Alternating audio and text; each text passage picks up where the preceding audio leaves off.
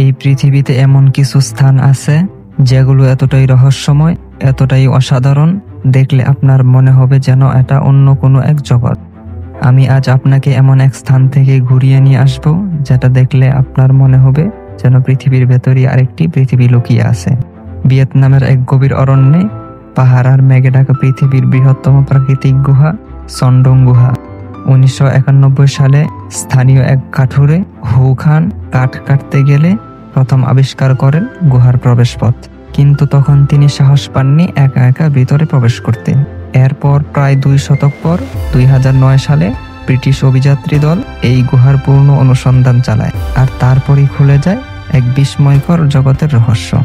এর একটি মাত্র গ্যালারি প্রায় 5 কিলোমিটার দীর্ঘ এবং কিছু অংশ উচ্চতা 500 ফুট বা 40 তলার সমান।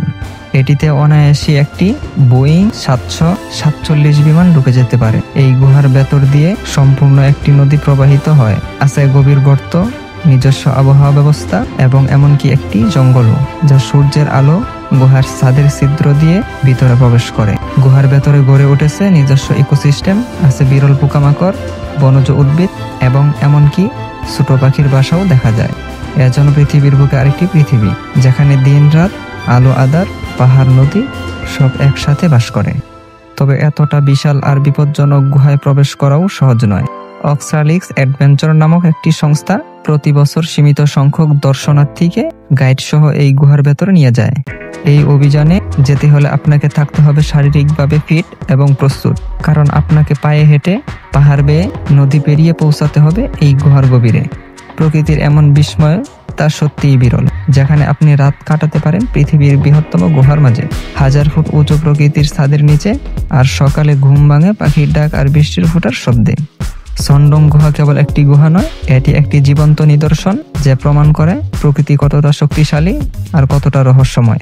এটি আমাদের শেখায় এখনো পৃথিবীতে এমন অনেক কিছু আছে যা আবিষ্কার হয়নি, যা আমাদের অপেক্ষায় আছে।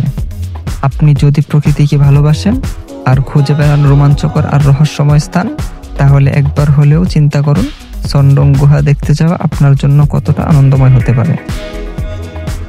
ভিডিওটি ভালো লাগলে লাইক করুন, শেয়ার করুন এবং এমন আরও বিস্ময়কর বিষয় জানতে চ্যানেলটাকে সাবস্ক্রাইব করে আমাদের সাথেই থাকুন।